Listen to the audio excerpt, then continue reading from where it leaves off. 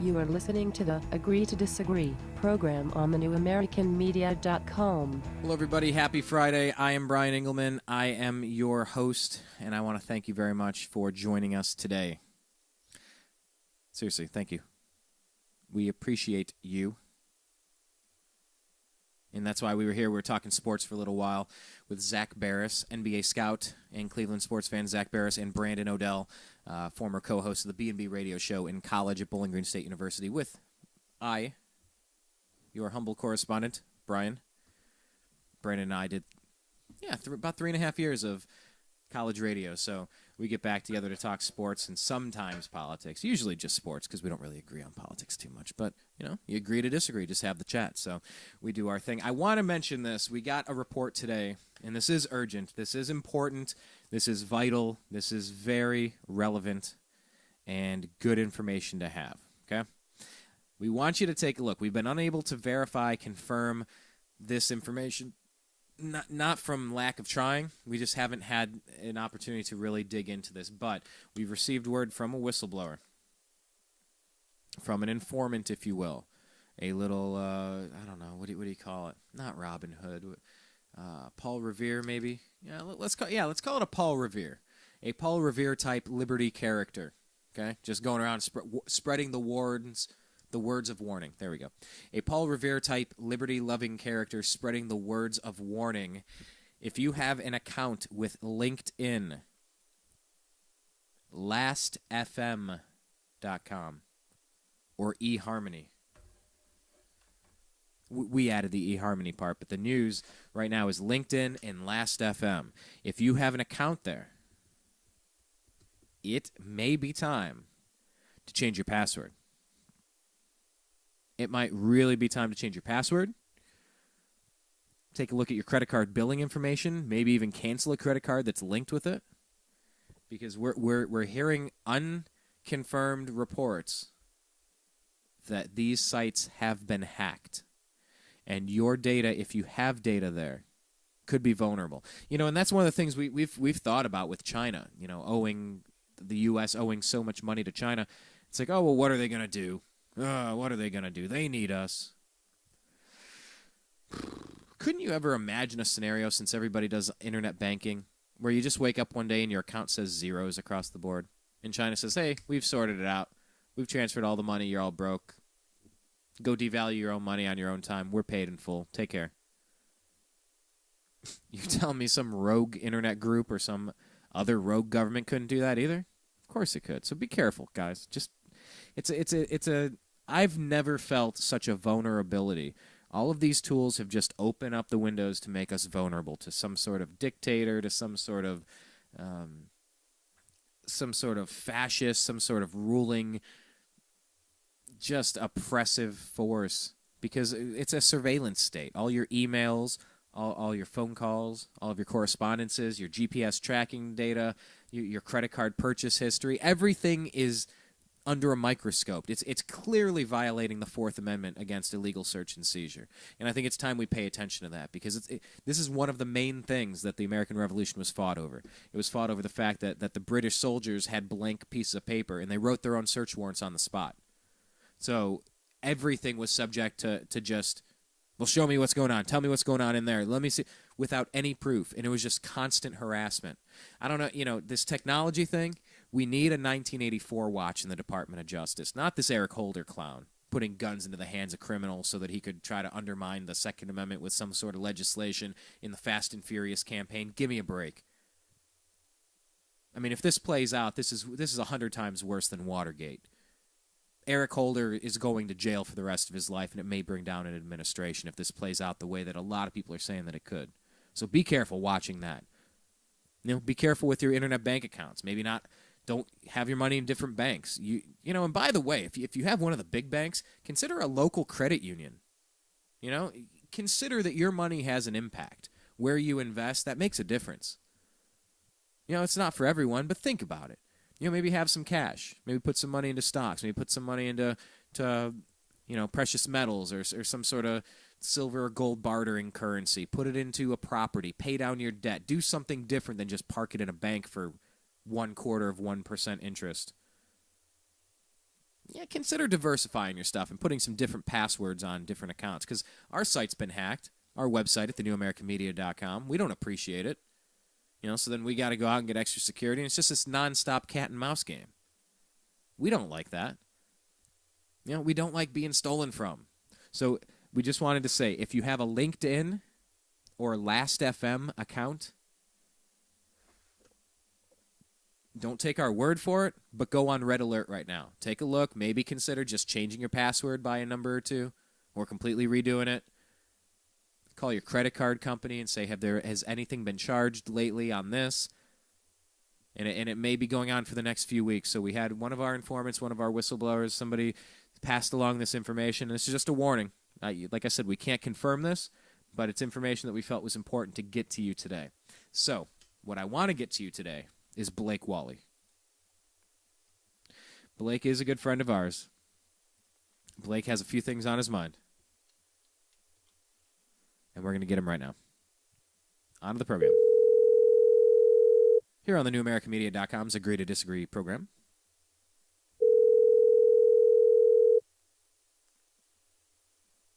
Ryan. Blake Walley with Freedomizer Radio's Eccentric Perspective. How are you doing, sir? Awesome. How are you? Good. Did you like my little lead-in? I kind of summed up who you are. Do you want to tell people how they can find you? You just started a Twitter account, by the way, right? I did, and I did have 15 followers, but now I'm down to 13 already. So it's a work in progress. But no. The thing about Twitter is it's funny. What's going to happen? I need you to tweet a couple of things, giving us a little perspective, like put some links where they can find your radio show. Put a picture or two of something off your cell phone that you grab, some nature scene or something political, and then tweet a couple things. And then we are going to promote the hell out of your account to try to get the New American Media Twitter followers to check you out as well. So where can they find you on Twitter? My name so far is Eccentric99. ECCENTRIC 99. Correct. 99, yes. Gotcha. So that now, is, where I'm at today. And I did tell everybody that you do your radio show. What days is that again? It's Monday, Wednesday, Thursday, I think. Is that correct? Correct, sir. Wow, 12 to 1:30 Pacific, 3 to 4:30 Eastern Time, but you can always get the podcast off of iTunes, Eccentric Perspective. Now, they can find that at Freedomizer Radio, correct? .com? Yes, that's where you can do live chat during the show. I like that. Yes, as well. Yeah, it's a pretty cool little blog talk setup we got over there. So, yeah, a lot of we often fellow Freedomizers. Yeah. Yeah, we often co-host your program over there on Mondays, and we're trying to cross-pollinate our audiences because our YouTube page, I mean, we've only just recently started promoting it, and we're already at 109 subscribers, and we have about 17,000 views, and we're averaging about 300 some views per day now, and things are really starting to take off. Like, we haven't even really started yet, and it's already moving. It's already moving almost too fast to keep control of, which is great. Wow, that's awesome. Yeah, so we just want to make sure that people that are checking this out on YouTube, by the way, if you're on YouTube, click subscribe. I would appreciate that. If they're on YouTube, they need to find you as well, and we've archived some previous shows with you. So, I'll kind of open it up to you, Blake. We talked about a few things prior to the show today. I think you said there was one major story that has you thinking about a lot of stuff right now, and I'll just open it up to you, and I'll comment on what you're bringing up for us. Well, you were just talking about some of the delegation process, and there's been some real bombshell information that was announced last night on, on primetime TV.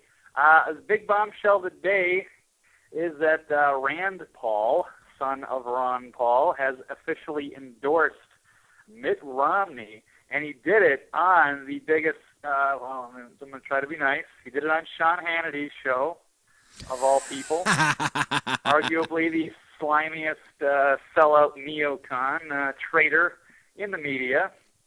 So just to really rub it in as well.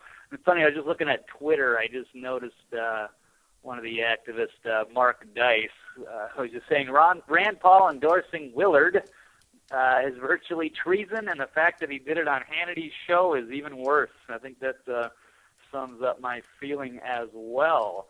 So we're still scrambling for answers, and I know just in the time that I started listening to your show, I noticed that InfoWars, I was trying to catch up with Alex Jones because he's probably the most knowledgeable guy in this situation here. He's he's good friends with both Rand and Ron and has them on the show frequently. Where do you find? Tell our listeners, because most of our listeners probably know where they can find Alex Jones. But what are the websites, the two ones that he's most known for?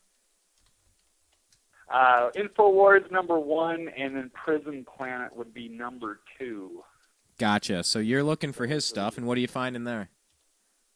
Well, one just broke. He was doing his radio show today.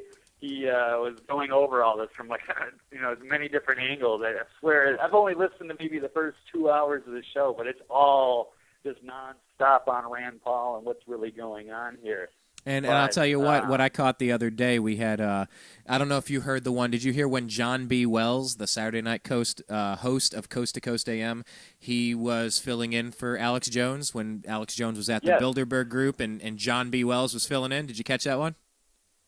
Yeah, I think it was Tuesday or Monday. Yeah, I did catch that show. Yeah, we are huge John B. Wells fans. He's a friend of the program. He's been on our show before, and we're definitely big fans of Coast to Coast AM. So, I mean, whether it's finding John B. Wells on his own outlets, whether it's Alex Jones of InfoWars or Prison Planet or George Norrie, Ian Punnett, George Knapp, any of the guys over at Coast to Coast AM, you're not a big fan of Hannity, but I mean, Hannity makes a few good points from time to time. I like O'Reilly from time to time. I like listening to Bill Maher and Al Sharpton and Rachel Maddow and all these. I like listening to different points of view. Well, I like to get the variety too. I know what you're saying. I've pretty much seen just about every pundit on TV, and I try to tune in and try to be fair and Yeah, always a good time. Fair and balanced, if you will. No, I'm just kidding. But what is Alex Jones saying about this? So, all the chatter today is, why would Rand Paul do this? Why is he doing it today? What does this mean? Is he a traitor? Is there some sort of behind-the-scenes deal that's been cut? Did Ron Paul, is he weighing his leverage and he's going to put his young kid in there who's going to take on and carry the torch? Because, Ron Paul's an older gentleman. He's got a huge 10 to 20% of this country are voting for nobody but Ron Paul. That's something that I don't know that either President Obama or Mitt Romney have, is the loyalty and the frustration vote that Ron Paul has. Where is Alex Jones and where are you coming out on this? Do you think it's a good partnership? Do you think it's something we should be suspicious of? Both? What do you think? Totally suspicious, and everything you just said, yes. It's like I said, it's more questions than answers. Nobody really knows exactly why that would happen. And I know, like I said, I was just, when I was listening to the show here, and during that time, and I was even just going over InfoWars, and I refreshed the page, and there is an update, because he was on the radio show, he was talking about how he was going to make a special video later in the day, and to basically, I think he's even going to address Ron Paul directly. So it just broke. It's red linked on InfoWars right now, hot up. It presses on YouTube. So it's about an 8.5-minute video. I haven't had a chance to watch it yet. So, but I don't know if he's spoken to either one of them yet. Oh, okay. Hey, you know what? Let me tell you this. So this is an 8.5-minute video from Alex Jones directed toward Ron Paul. That, I believe, is true, but it's in the title of it. If anyone's it's on YouTube even, it's called Ron Paul, Don't Destroy Yourself. So I'm assuming he is going to address Ron Paul directly. So interesting. Well, by the way, this is a good opportunity. I want to tell you and our other listeners that this is a good chance. Like, now, are you on Facebook as well, Blake? I am. Okay, this would be a good chance. I don't use it in that. It's more of a personal account. I don't have anything set up as more of like a promotional. Gotcha. Type of thing. Well, see, and that's the thing. People really want to. Go ahead. Well, I was just going to say, because that's the thing. Whether it's through Facebook, whether it's through Twitter, because on Twitter, if you find it on YouTube, you can put @American_media_. You click on the share button over there with the YouTube video that you like, and then it's going to show up on our feed, and then we can take it and retweet it. So if you can get it onto our feed with a direct message, then we can send it out to 12,000 people who are also going to take it, disseminate it, think about it, and send it to their 12,000 people. And it's like you can instantly take something to the masses right away if you have the right subject matter and we're connected the right way. So, I mean, for me, that's what the new American media is. I love the concept of just instant, quick communication. We don't need to wait. We don't need to decipher. Like, let's just get it out, and we have 10,000 people, 12,000 people working for us, with us, behind us, in front of us, helping to just disseminate the truth, whatever the truth is, because it's raised suspicions today. Yeah. That's a good idea, because I still have yet to make my first tweet. So maybe you could. And I seem to be overcomplicating the whole thing. So maybe after we're done on the show today, you can walk me through that, and I can make my first tweet. And then if you want to retweet that with that AJ video, then we can get that word out. Yeah, and here's what I just did. I said we're talking live with Eccentric99, and I'll say join us live and then I'm going to put the link here. So while I type this out, what is your gut telling you? Do you think this is great because Rand Paul and the Ron Paul, the constitutionally limited form of libertarian-style government, is finally going to invade the Romney campaign and keep them honest? Or do you think they've been sold for 30 pieces of silver up the road and they're going to give in on their idealistic principles? Rand Paul doesn't strike me as a guy that's going to give up or give in. I could be wrong, but what's your gut telling you? That's the thing. I honestly don't know what to make of this. I'm blown away that they would do this. My gut. I'm thinking back to like '92 with Perot and the rumors that there were death threats against his family or something like that. I don't know. Why would Rand Paul endorse? When you're own, think about it. If my dad was running for president and he was running against some slimy neocon yes man, why would I endorse him? And especially on arguably the biggest slimeball sellout neocon, like I said on TV and on Fox News. So I mean the whole thing just reeks of something afoul. I'm not really sure what to make of that. I don't think Ron Paul would ever sell out. I don't want to think that Rand Paul would sell out. The whole thing, just like I said, it doesn't make any sense. But I mean, when you're dealing with these, the big Republican neocon establishment, you never know. So there are probably some dangerous and desperate people, and who knows what kind of deals they might be making. I don't know if Rand's going to try to go for VP, or if he did this independently. Like I said, this is bombshell stuff, and it's bringing up more questions and answers. So everyone's in an uproar. There's a lot of people that are really upset and mad at Rand Paul and the Liberty Movement and everything, or I forget, the Campaign for Liberty, I believe. But I think we still need to wait for all the information to come out here. And I want to see a response from Rand or Ron with this stuff. So to get more info, because it could go any way, really. Well, you make a good point, and that's what I'm saying to all of our listeners, because like I said, we are getting hundreds of hits every single day, and it's great. We appreciate the hell out of it, because the time to do a little bit more work is now. And, as soon as you get us that video, we send it out to, okay, here's the number, 11,315 followers right now. Over the past year, we've sent out 16,957 tweets. Some of those thoughts and a lot of those are linked videos and articles so people can do their own homework, and then they retweet it. And it's beautiful, because if we're all just, I'm not trying to dominate anybody into fiscal slavery. I'm not trying to push my religious values down people's throats. I'm not a threat to anyone except a bad guy. That's the beautiful part about the position you and I are taking. We're not a threat to anyone except the bad guys. So the quicker we can get all this information disseminated, there's 11,315 people that might take the time to read it and offer their opinion. Like, let's vet this information quickly, and let's get down to it. I have a hunch that there's no way Mitt Romney could win without being connected with the Ron Paul campaign. Do you feel the same way there, or do you think I'm overstating or understating that?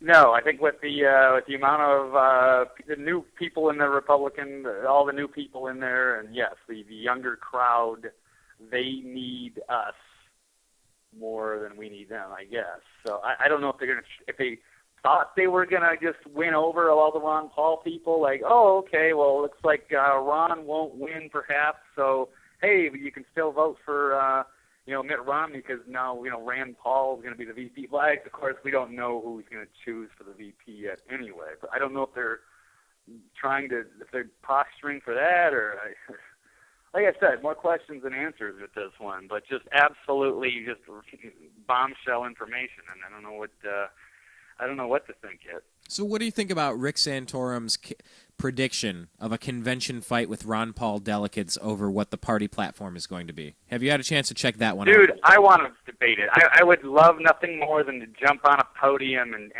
take on all of these people in an ideological debate, whether it's Mitt Romney supporters or Rick Santorum. I'll take on Mitt Romney and Santorum themselves. I don't care. Hey, let's do a role play. I'll be Mitt Romney, and okay, now I'm also the moderator. Okay, you can be do you want to be Blake or do you want to be Ron Paul? It doesn't matter. Okay, be Blake. I can't do the Ron Paul voice, so yeah, go ahead and do. I'll just have to be myself. But I love to debate these people, but the thing is, they always say, "Oh, you got to be nice, be respectful to the other people." Okay, well, talk to me then. No, I want to engage them in debates. I get angry. Talk to me in a PG to PG-13 manner. Okay. I will be the moderator, saying, "Okay." Since there are only two candidates in the Republican primary remaining, we have former governor of Massachusetts, Mitt Romney, and we also have Congressman Ron Paul from Texas. Gentlemen, I'm going to start with Mitt Romney first. Could you please give me your thoughts on the NDAA, the National Defense Authorization Act? I'll be Mitt Romney. I support the National Defense. I support the NDAA. Okay. Now I'm the moderator again. Okay, Blake, where do you and Ron Paul stand on the National Defense Authorization Act? It seems to be a very polarizing issue today. Do you agree with Mr. Romney? No, I don't understand on what universe that we would have to be on for there not to be like a debate or a fair trial on some of these things, or to not even get a lawyer for any of this, and where in the Constitution it would even say anything like that, or what would our forefathers think? What would our forebears? What would any of these people think? No, something I wouldn't negotiate on at all. It's hard to say. Well, Mr. Blake Walley, I mean, it tends, according to Department of Homeland Security statements from Janet Napolitano, anyone endorsing the ideas of Dr. Ron Paul and the libertarian movement and questioning the National Defense Authorization Act, otherwise known as the NDAA, you guys are just conspiracy theorists, and you're actually a threat to the country. How would you respond to such an accusation? I'd be more than happy to have a live televised debate, and we can let the people decide on what they think about that. Mr. Janet Napolitano. So I don't know. Maybe we let the people decide. I'm sorry. Did you say Mr. Janet Napolitano? Because that was pretty sweet. Yeah. If that was a mistake or if that was intentional, I don't know. It's not necessarily. No. Okay. No. You know what? I'm sorry. I got him confused. Do you know who the comedian? It's hard to tell by looking at it what it really is. Do you know the comedian Kevin James? Patrol that stole freedom. Go ahead. Do you know the comedian Kevin James? Yes. That fat guy, Kevin James, he's done like something about a zoo or some comedy thing. Yeah, he's funny from time to time. I got Elena Kagan confused with Janet Napolitano. Elena Kagan looks like that comedian Kevin James in drag. I finally figured it out. It was bugging me for a couple months, and I finally figured it out. Oh yeah, no, there's like a certain type, or Janet Reno, or just any of these kind of monsters. Yeah. Oh, political mind. No, but I mean, it really looks like Kevin James in drag. So I'm sorry, Miss Napolitano, I confused you there. Moving over to fiscal policy, Mr. Romney, what do you feel the role of the Federal Reserve should be in the United States today, with the central bank handling our monetary policy, despite the fact that the Constitution clearly delegates that responsibility to the Congress to print and to coin currency? I'm Mitt Romney now. Well, I think the Federal Reserve has had a tough had a tough job since 2008, and then the policies of President Barack Obama have done nothing to help their situation. So yes, they've had to do some quantitative easing, and yes, these banks were too big to fail. It would have sent the entire global economy into some sort of catastrophic earthquake scenario, tsunami-filled nightmare where we couldn't have afforded that. So yes, none of us wanted to do that, but that was unfortunately the necessary thing that the Federal Reserve had to do to save us from those investors. And I support their actions, and I really hope we can turn our country around and put America back to work. Okay, thank you, Mr. Romney. Blake Walley, speaking on behalf of Dr. Paul and the Ron Paul Republicans, what do you feel? Would you like to respond to Mitt Romney's comments about the role of the Federal Reserve? I think if I were ever elected president, the first executive order I would sign would be to ban legalese and Keynesian economics altogether for the better of our future. Legalese and Keynesian economics? Yes. I'll tell you what. Ban Keynesian economics. Yes. How am I doing? Banking. How would you rank? We'll defend it. How would you rank my legalese? How would you rank my legalese and random political babble? Ryan, that was awesome. It just sounded like yes, out of the Ben Bernanke, Mitt Romney. Yes, it's always the carefully worded, but they try to make it really complicated and say boring, nothing, so people just don't understand what's really going on. But if you actually shed a light and with transparency on the banking system, everybody would be up in arms. Okay, so Even Henry Ford said that a long time ago. That was even before how farcical this economy got. You're right, he did. If the people ever were to be made aware of the truth of the banking system, there would surely be a revolt before daybreak, or something to that effect. Yeah. And Thomas Jefferson. Yeah, very good paraphrase. Yeah. Tom, I'm decent at paraphrasing. Fool me once, you ain't gonna fool me again. Yeah, I'm all right at paraphrasing from time to time, and I just saw on the newamericanmedia.com that we have a quote of the day section, and we rotate it hourly. So I guess it's quote of the hour, but it's from Thomas Jefferson that central banks are more of a threat to our liberty than any standing army ever will be. You know, and this was 230-something years ago that Jefferson is warning us against the power of standing. He had no idea how right he would be on the level that he's been in, because this entire fraudulent banking system has been used to basically create this military out of nothing. So it's all a bunch of fraudulent money that's been used to push this thing. So no, that's drug war money too. Right. Let's not forget. You know, we're just grabbing people and throwing them in jail for. I mean, if they're not harming somebody else, I don't see what the deal is. It's not that it's not morally right. I mean, I watched this show, I think it's called American Savage. It's this former WWF wrestler, and he has an architect relocation company or something like that. So they go digging. They just dig in people's yards and properties, and they get things, they take it and sell it and split it up with the property owner and whatnot. And they were in Chicago. They were digging around in Al Capone's, you know, some of his purported hideouts, you know, and they found like the speakeasy stuff, the gambling things and the change purses and all this stuff, and a ledger with all of the detailed transactions. And it's like, when you ban something, you just increase the power of organized crime. And it's like out here in Los Angeles and you over there in Nevada, you know, we see the real problems in between us on the Arizona border, you know, and the California border for that matter, any southern border. You know, the narco gangs are gaining power and influence, and it's only because we're making this stuff illegal that there's this underground black market to sell it. It's the same thing as Al Capone in the 20s and 30s during Prohibition. Like, have we learned nothing? We passed a constitutional amendment against this crap. Then we had to repeal it because everything went chaotic, and then we put another one in for marijuana. And it's like, you got to be kidding me. You know, what are your thoughts on this thing? Yeah, absolutely. Huh? Yeah, what are your thoughts on all of that? Because that's one of the areas where Ron Paul differentiates himself, and I think you do too, from, like you said, the neocons or the far left or the new party, whatever Barack Obama is a member of these days, because that new party story broke. And if you haven't heard that, check it out on Facebook. We have it on the newamericanmedia.com. It's a revolutionary group calling for socialist change, and he asked to become a member at a meeting, and it's written in the minutes, and that's who our president is, so you got to wonder his motivation for everything. But what do you think about the failed drug war and grabbing all this money from people and imprisoning?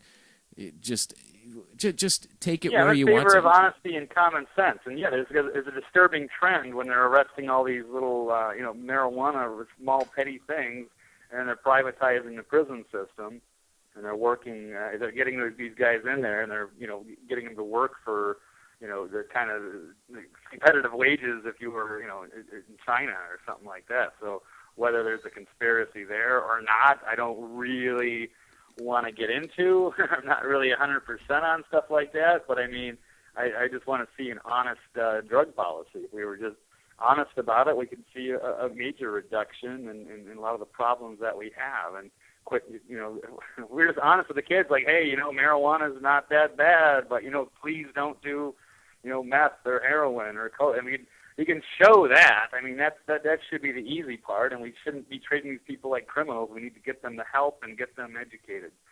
So, but it's always, it's a gateway. They're always trying to push propaganda at people, and then if they don't buy it, and then they screw everything up, and then they treat people like criminals.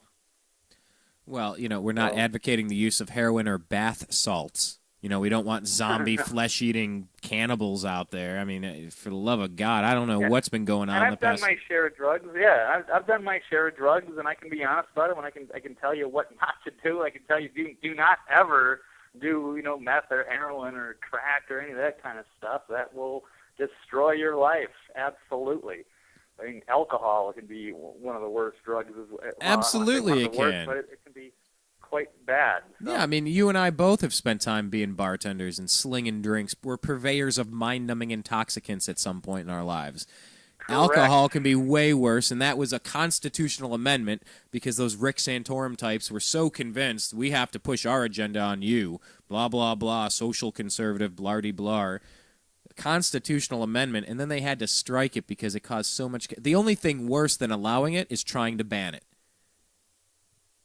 And that's where we're at as a country right now. Well, I mean, what do you make of Rick Santorum threatening that there's going to be delegate fights coming up with the Florida Convention? Do you make anything of that? I am still stunned that he was even able to. I'm surprised that he even has one delegate, to be honest with you. I can't believe he got as far as he did. Just absolutely blown away. Him and Newt Gingrich just coming out of nowhere. I thought they were just absolutely, left for dead years ago, politically just philosophically gone. But they made a hell of a run. I don't know how or why, but no, that's a guy that really needs to disappear from public opinion. But when you see, and especially, yeah. Well, I was just going to say, when you see the crazies over on Occupy Wall Street, you see the crazies that are Marxist, revolutionary, not everyone, but you know the people I'm talking about, the far, far, far left, just like you see the Rick Santorums on the far, far, far right. Doesn't it kind of remind you and scare you a little bit about who some of the electorate actually is, though? Does it scare you, or do you think that they just didn't have another choice? They didn't like Romney because he's Mormon? I mean, what sort of bigotries and what sort of confusion do you think people have had why they were going in that direction? I mean, this ideal existence with perfect moral values and doing things exactly or as close to my way as possible. I mean, I get that there's some of that out there, but is it disheartening to realize there's that many people that voted Gingrich and Santorum? I got to blame some of the neocons for that, and I'll specifically go after Mark Levin on this one. I know he was really pushing Santorum, and he's got a big audience. I even have friends of mine, close friends of mine that listen to Mark Levin, and they even were riding the Santorum bandwagon for a little while, and I'd be like, "Are you insane? Like, what's wrong with you?" Like a few years ago, he's like, "You would never have thought Rick Santorum. You would have laughed me out of the room." But now you're following just because you're so enchanted by what Mark Levin says, and the guy's a giant sellout. And then now he's flip-flopping again. So we're talking with radio host Blake Walley of Blog Talk Radio's FreedomizerRadio.com on the Eccentric Perspective. Blake, I got to give you one, because in a way it's really disheartening to realize that many people worry about social issues and stuff. It's just like, look, man, the house is burning. Don't complain to me about the color of paint on the wall. I don't want to hear it right now. That's something we don't need to concern ourselves with. The building is on fire. Can we please put it out? And that's what social issues mean to me in this. Libertarian. Just go libertarian on social issues, be fiscally conservative, pay down the debt, and pro-capitalist, not crony capitalism. For me, it's pretty simple and straightforward, but I want to pass this along to you because it was really concerning when I watched Rick Santorum get as many votes as he did in the primary process. My uncle is a Baptist. Right, I've heard him speak. Yeah. Yeah, I mean he's an author. He's written about the Kennedy assassination. Guy, yeah. Yeah. I mean he's written about the Kennedy assassination, talking about the Civil War. He's kind of a historian. I interrupted you though. You listened to one of the interviews before. Yeah, I heard your uncle on the show a few weeks ago or so. I can't remember. Yeah, and he's on there. It's all podcasts. It's all up there on YouTube at youtube.com/The New American Media. Please go there. If you're listening to it now, click the subscribe button. We'd appreciate that. But, I mean, my uncle, and he clarified it, he's a Baptist. I would have to double-check exactly which type of Baptist. But he's a Baptist. He's very... He's very into... dogmatic. Yeah, he's into the Word of God as the Word of God has been passed to us through the King James Version of the Bible, after the Council of Nicaea, after, whatever the case is. He's very into what those words are. And he called me the other day when Texas had their primaries, and I got to share this with you in the audience because, he's a guy who typically says, I will vote for the most conservative candidate on the ticket. And sometimes that's a good thing. And sometimes, most of the time, I don't know that I would go that direction. So, by the time Texas got the choice, I mean, that was, a week ago? I mean, it was very recent. There wasn't much to choose from. It was pretty much Romney or Ron Paul. And so, Bruce calls me up, Uncle Bruce, as it were, and he says, Brian, I'm heading into a thing. He does radio, too, and he says, all right, I'm going into a thing. I got to get going, but I just wanted to tell you. I thought it would make you happy to hear that today I voted for the most conservative candidate on the ticket, the candidate who I trusted to uphold and support and defend the Constitution of the United States.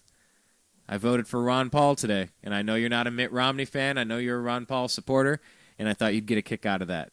I said, really? You didn't even write Rick Santorum in and his champion of social conservatism? He's like, nope. I went Ron Paul because I had been trying to articulate why Obama and Romney are so similar, both purchased, bought, and sold by the same economic interest called Goldman Sachs, J.P. Morgan Chase, all the same major players. You're not getting a change if you vote for one of those two.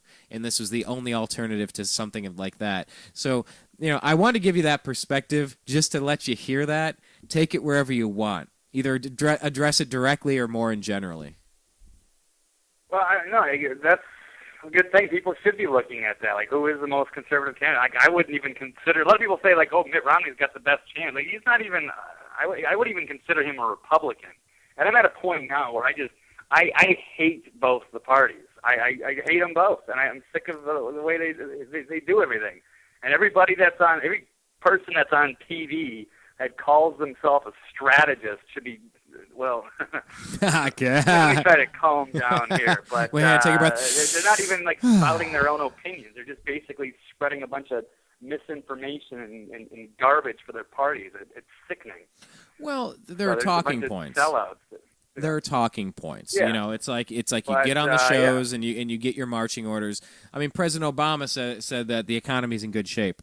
Did you catch that one today? I don't know if you happened to see that. I missed the Rand Paul thing. It's like when you're producing engineering and running the show, it's like sometimes you miss some pretty obvious stuff. But I did catch the impromptu press conference. I was watching it live, and he said, well, let me be clear. No, I don't do a great Obama, so I won't continue the impression. But he said the economy's in good shape. He said it's the private sector or the public sector that's really in trouble. He quickly went back and clarified and said, no, that's not what I meant. It's just like these guys are not on message. It's like they're making it up, and they don't know how to lie right now. Doesn't it seem like they don't know how to lie? Like they're trying to test the words and the phrases, and if they let it slip what they're really thinking, I'm kind of astounded. They're struggling. Yeah, they're struggling keeping their lies straight, and if you want a perfect example, Rick Perry.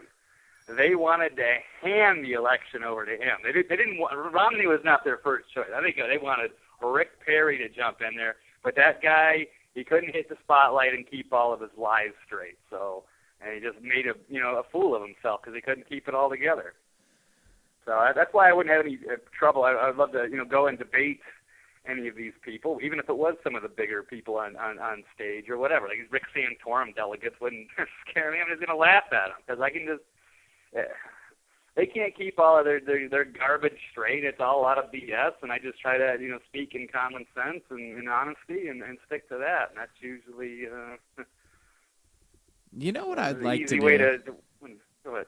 No, I'm just thinking. I think I would really like to have, like, kind of how we did earlier. We had like a fake, like a little impromptu debate, theatrical version, an artist's rendition of a debate. Kind of like a pseudo debate. I think it would be fun to grab some of the guys, whether it's Ben or Mark or Dan or anyone else that kind of locked into our network here at thenewamericanmedia.com, but to bring them in and have like a fake debate and see if somebody could play the role of some of the other guys. Someone could play Obama, someone could play Romney, someone could play Paul.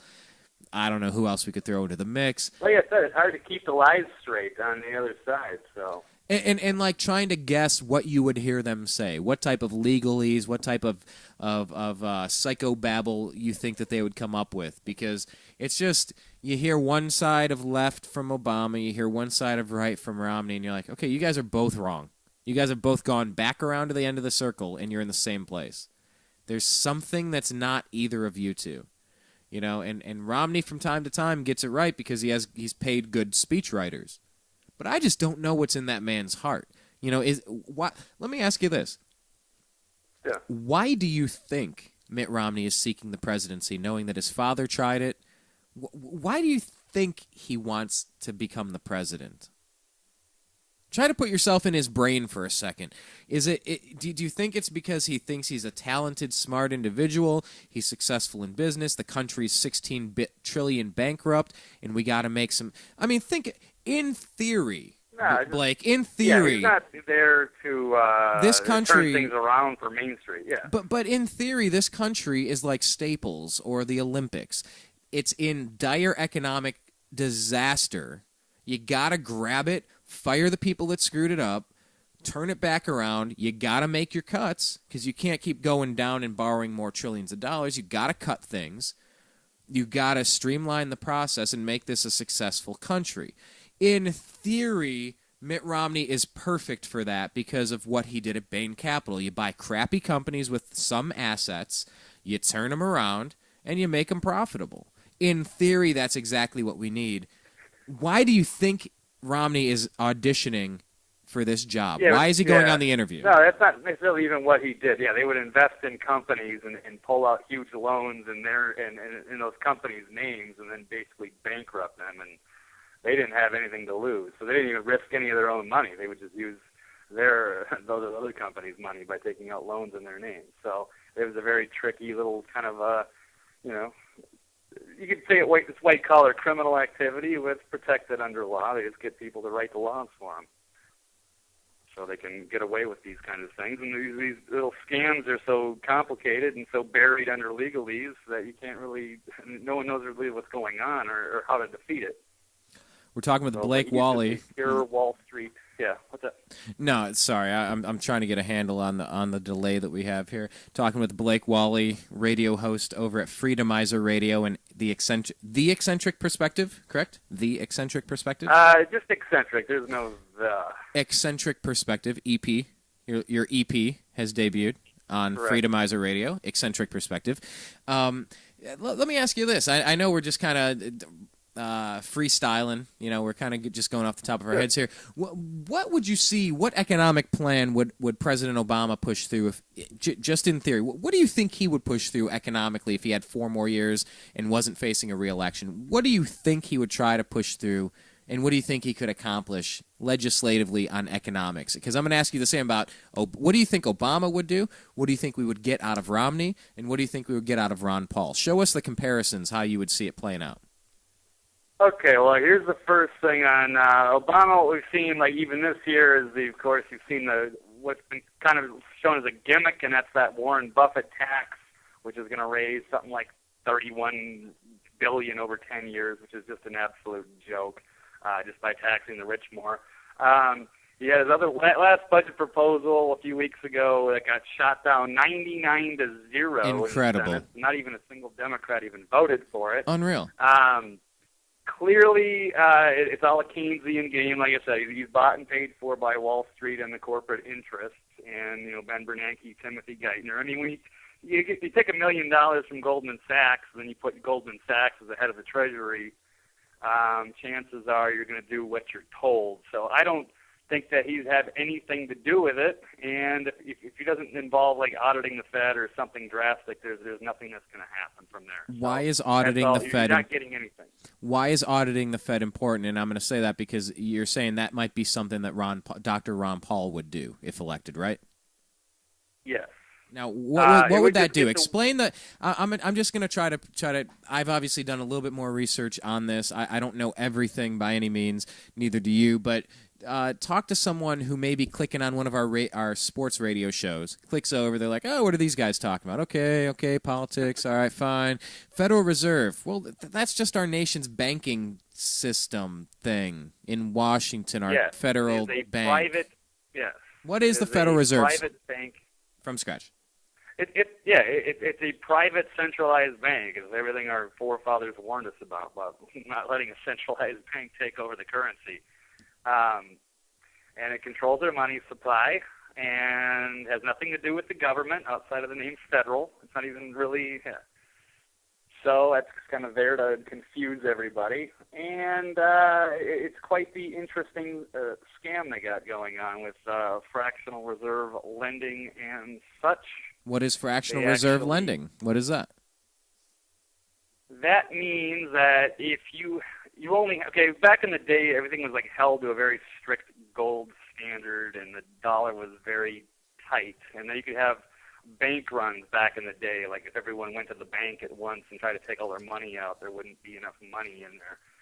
But what fractional reserve banking did was it gave us a lot of flexibility, and I guess I think the deposits, you only need to have about 10% of your deposits, and then you can loan out extra money from there. So like if the bank has $1 million, it can loan out $10 million. So that way there wouldn't be bank runs. Yeah, there was a bank panic in 1907 that was started by J.P. Morgan, actually, the J.P. Morgan. So they were trying to push that through, and with the help of a Princeton economics professor named Woodrow Wilson, who later became president, they were able to negotiate this Federal Reserve deal. And a few years later, they developed the IRS, as well as their tax arm. So the IRS and the Federal Reserve go hand in hand. And they said that they were going to basically stabilize the dollar, but it's actually created a pretty bad boom and bust cycle. And it happened right away with the Great Depression back in the day. And it's going on right now again. So I don't know exactly how else I can try to sum that up. Well, you got 1913. 1913, Woodrow Wilson brings in the Federal Reserve and the income tax at the same time. I think it got up to 90, what was it, 90, 94, 92, 96% of your income, like that.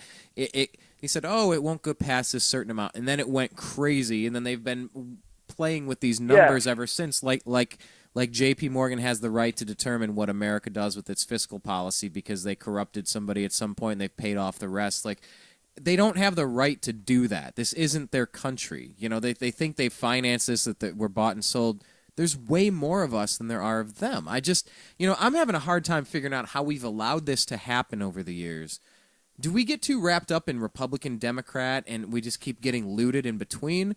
Or do you think there's something inherently wrong with the system? Do you think the Federal Reserve's as bad as people tend to say that it is? Or do you think it's some sort of hybrid collaboration of other problems that we're not even mentioning yet? Because it just seems weird. I guess the people just became, I guess the word is complacent or whatever, and we just trusted our politicians to do the right thing, and as long as the economy was doing well, nobody really cared. And then behind the scenes, it was just continuing to get more and more corrupt, and it's like the corruption has taken over. Let me now tell you you. got these politicians that are out getting rich, and they're not public servants anymore. And then after the '90s, everything got deregulated, and it was lobbyists gone wild, and everybody's in somebody's pocket.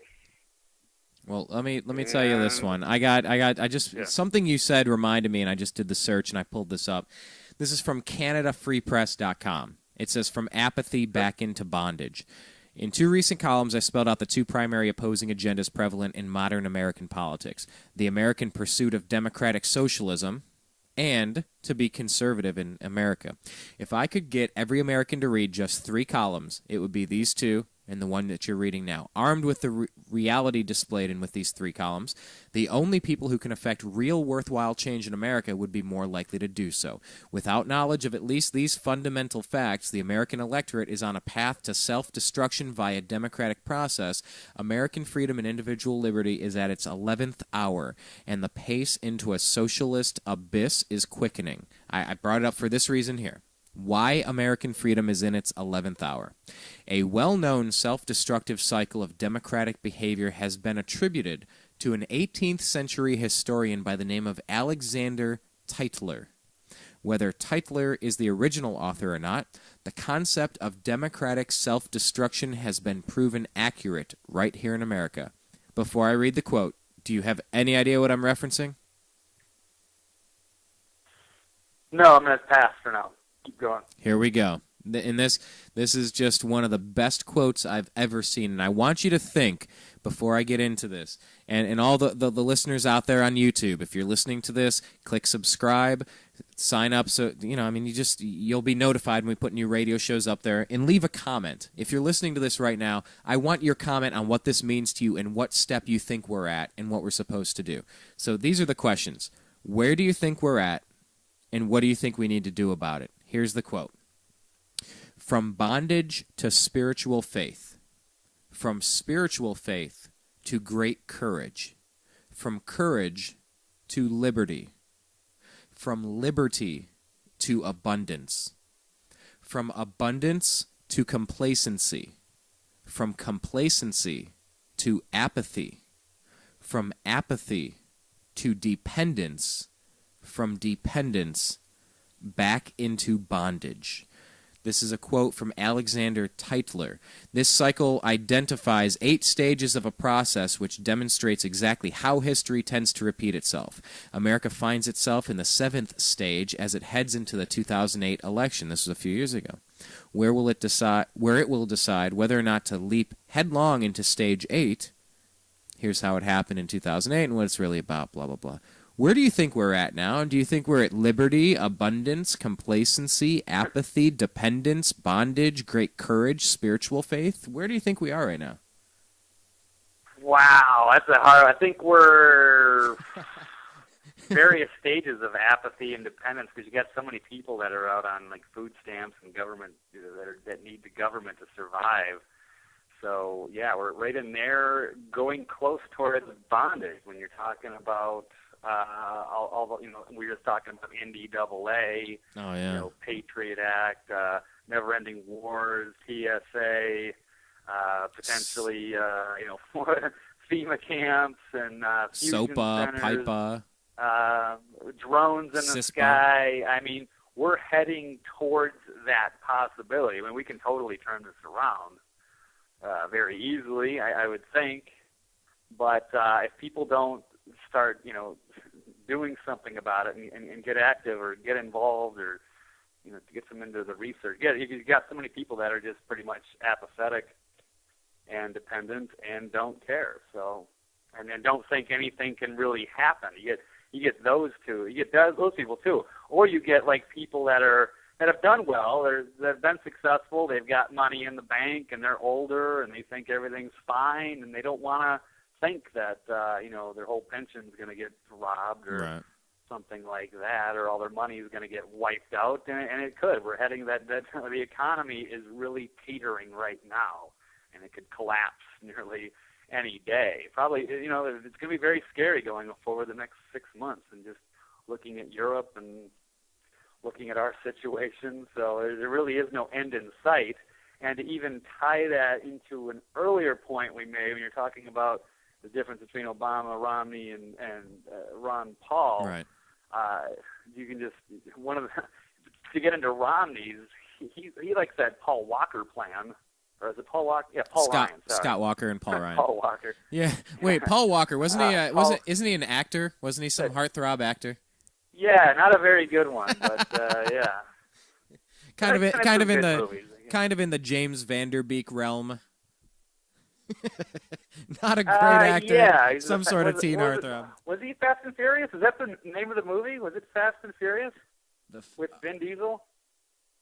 I'm gonna look it up. Yeah, it was. It was Fast and Furious, wasn't it? Okay, I'm gonna go to IMDb. Weird. Please crazy slip. Please continue your point. I'm going on IMDb.com. It might have been Fast and I'm looking it up right now. Please continue your Ron Paul. Yeah, Mitt Romney is. So if he's embracing that Paul Ryan plan, just to give people an example. Okay, I'm done. I'm back. The Fast and the Furious. The Fast and the Furious.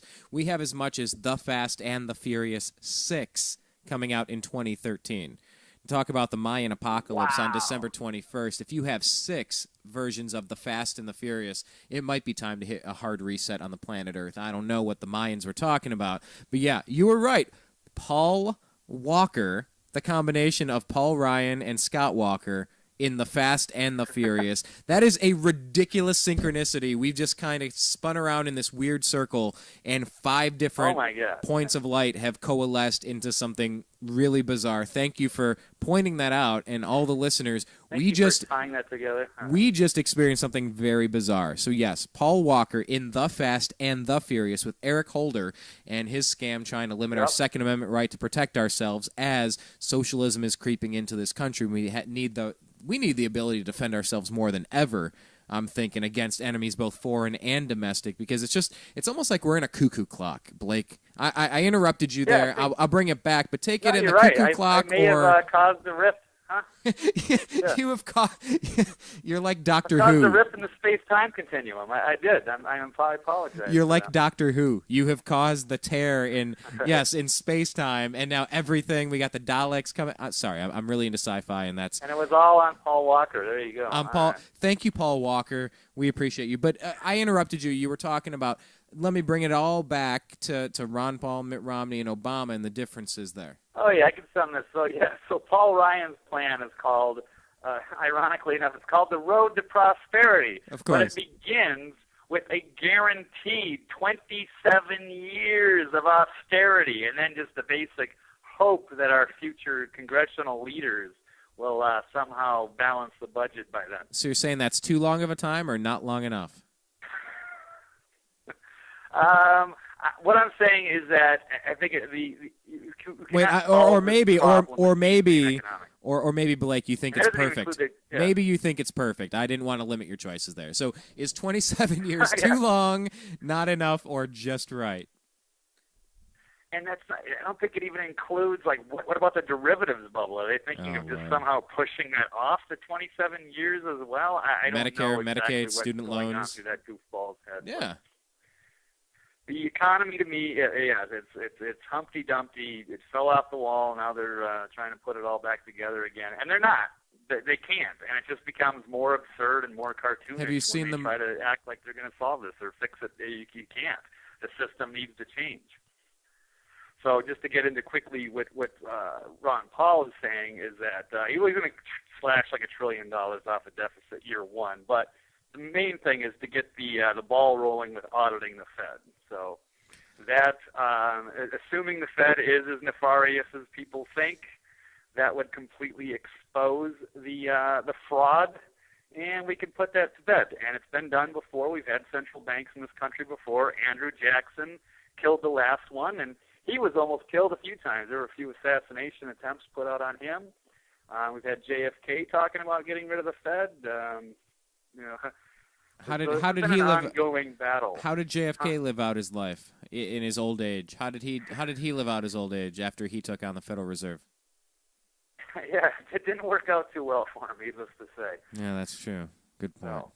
No. Now you said Humpty Dumpty, but I think we might both be onto something here. What I tend to say is more, it's like Weekend at Bernie's.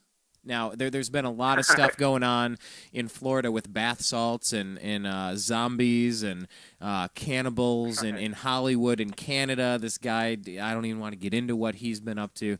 I mean, it's and I just saw a story here where a kid woke up at his own funeral. So, like, the concept of zombies, we talked about it on our last show, and it's on the newamericanmedia.com's YouTube page. If you go to youtube.com/thenewamericanmedia, and if you're listening there now, click subscribe. We would appreciate that.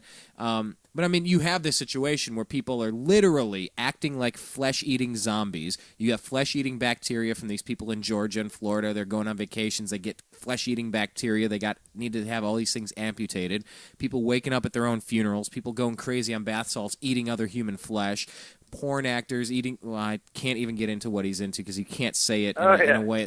I mean, just filthy, disgust. Like the lowest levels of the bowels of hell. Whatever evil is, it's finding these people. But I refer to the American economy, and you know what, the global economy for that matter, because it's been manipulated by the same small group of people. It's like Weekend at Bernie's. It passed away a little while ago, and you put the funny Hawaiian shirt and the sunglasses on, and you take him out on the boat. You bring him to the ball game. You take him to the picnic. Hey, it's Bernie. Wave, Bernie. Hi, everybody. I'm Ben Bernanke. You know, and it's like, that's our economy. And people say, oh, well, the jobs numbers came in for June, and they are very distressing. People are not spending. Hang on, wait a minute. You mean you're ridiculously in debt, and the people are trying to pay down their debt by not spending as much, and that's a bad thing? Okay, hang on. I'm trying to understand math. When I was in college and I didn't have money, I tried to spend less money and work more and pay down the debt, and that was a good thing. But our jobs numbers say that's a bad thing. Blake, can you address this? Am I just a simpleton? No, I love your analogy here. I'm actually looking at it. I got my Weekend at Bernie's copy right here. Nice. Which Andrew one? McCarthy and Jonathan Silverman team up in the Drop Dead Comedy of the Year. The Drop Dead. That's a classic. Oh, that's not. Hey, was Paul Walker in that one? I would doubt it. I think he's probably even younger than us, that guy. That'd be interesting, though, if he was in a cameo. But it feels like the economy died a while ago, and whatever we thought it was in the past, it's not coming back to that. Why is nobody addressing it? You know, it just seems crazy. We still haven't addressed our home mortgage crisis. I'm wrapped up in a subprime loan. This has been a 6-year nightmare in my life as a 33-year-old dude, just trying to buy a little condo, make it look a little better, work in the neighborhood, serve on the homeowners association with 25 buildings, 216 units, just try to make a positive impact and walk away. And I have been caught in a financial tsunami that I really don't even know what the final outcome is going to be. It is so bad for me, so underwater in Los Angeles. 2 to 3 times underwater. Whatever you took the loan out for, they pulled the rug out, you fell and cracked your head, you got a concussion, and you're just sitting there seeing stars, and people are laughing at you and throwing things at you. That's what it feels like for me. And a lot of my neighbors, we've had about 30 to 40% of our neighbors go through various stages of foreclosure and delinquency. But I did a short sale over the last year, too. It's a nightmare. You did out of state and everything. You did one, too. Yeah. I didn't know that. We haven't discussed that yet. You went through a situation. Let's shift gears from Paul Walker and Weekend at Bernie's, and we can bring it back to Weekend at Bernie's if you want. But tell us about your experience in the housing market. Compare it to the Weekend at Bernie's analogy, because you and I haven't talked about this yet, and it's tough. It's almost embarrassing. Like, I don't want to compare it directly to a sexual assault or a rape or something. But what I do mean is that when you get wrapped up in a situation where you just make a purchase, you're completely underwater. You either have to hit reset on your bankruptcy, you got to do a short sale, you got to do a deed in lieu of foreclosure, you walk away from the property, you try to refinance, and it's just constant nonsense from the banks. It feels like it's something you're supposed to be ashamed of.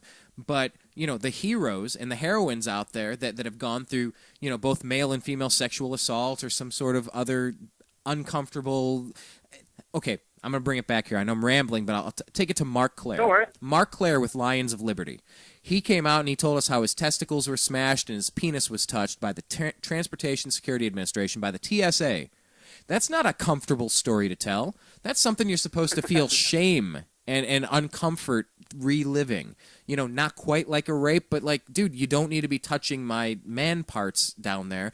It's almost like revealing this financial thing. So what? I was in Indonesia when a tsunami came. Not literally, of course, but this financial tsunami, I got wrapped up in it. And it's like, if we stay quiet and ashamed, then the bankers just keep laughing, putting us on hold, transferring us to numbers that don't exist, hanging up the phone calls, putting us on hold for an hour and a half. And it goes on and on and on. But this president, in his egotism, came in and said, I need a national health care policy. That is not the burning house in your neighborhood, President Obama. And he let this house burn down on the economy, and we have not improved because he didn't address it. Take it wherever you want, but maybe back to either the Weekend at Bernie's comparison regarding the housing market. I don't know how to tie those two together, but Talk about I housing. wasn't the slightest bit ashamed about that, but it's a pain in the ass, and then I had to deal with the Bank of America calling me, just hounding me constantly, like both on my regular phone and my cell phone. It was never ending. But I didn't, I sat and I would love to see if they could ever release the tapes on that, because I'm sure that'd be absolutely hilarious. Because I didn't take any stuff from those guys. I used to really yell at them too at the same time. So I don't know. It was just a nightmare. And it was totally unnecessary. It's just like, why can't they just say, let's work out a deal? How about I'll pay for the. Why don't you just take it here? How about if I just sign it over to you? Why don't you just give me the deed, whatever? I'll sign it over, and then you guys can take a couple $1,000, and I'll help put it on the market for the advertising or whatever, and we can just be done with it. Take a couple hundred points off my credit or whatever. We can do this the easy way or the hard way, but they choose to just drag it out, and you got to deal with a bunch of bureaucrats and endless paperwork. And it should have been an easy process, but they just try to torment everybody, and it's equally just as much of their fault as anybody else's as the lenders. Well, yeah, you got. I think you have three major components. You have the people that took out the loan, you and me. I guess we're the idiots, Blake. Okay, we're the idiots. So you have you and I. And then you have the banks, so that's a second party. The banks and the investors, okay, that's a second party. I think there's a third party that probably should be talked about first before you and me, and the banks. Do you have any idea who I'm referencing with a third party? I should, but go ahead. How about government? How about the people like when George Bush was out there touting, first-time home buyers have risen to this percentage. This is the largest group of first-time home buyers that have ever owned homes. What a great moment for what you had, not with just George Bush and Republicans. You had it with Democrats. You had it with Republicans. You had political leverage being placed on banks saying you must offer loans to people with no money down. With stated income only. Yeah, you can charge them higher interest rates, but you need to put them into homes. Or you know what? Maybe we're going to run an audit on your company. You know what? Maybe we'll shut you down for 9 months. You know what? Maybe we'll drag your name through the mud and then bring you before congressional trials, because it's a right. It's your right to own a home in America. So I think you need to loan to people, regardless of whether they can pay it back or not. And, if you don't, well, it's your fault, not ours. We warned you. And so you had a government that ran a policy like that. And there were a lot of people that took out loans they couldn't afford. Was your place in Las Vegas, or you said it was out of state? Yes, it was out of state back in my old home of Minnesota. But I just remember being out here because during Las Vegas, I couldn't buy out here. I mean, with Las Vegas, this is one of the premier markets in the country that absolutely went crazy during the housing boom. And it crashed really hard too. Very quickly, I was out of the game. So I bought out of state and decided to move home and try to start a normal life. But that's another story. Now, what year was that? Was that in 07, 08? 06, I believe. Yeah. Okay, I bought the condo in the very end of 05, I think. But at that time, the market was absolutely exploding here in Vegas, and I knew so many people that I knew just absolutely got burned and crushed, and so many people they would be buying these homes, and they were just still building the homes, and by the time they, people lined up to buy houses. They get up and be sitting in line for hours just to buy a house, and these houses would, let's just say they'd be like, you could buy it for, let's just say just easy numbers, it'd be $100,000, and by the time it was built, it'd be worth 175 or something. It would just be insane.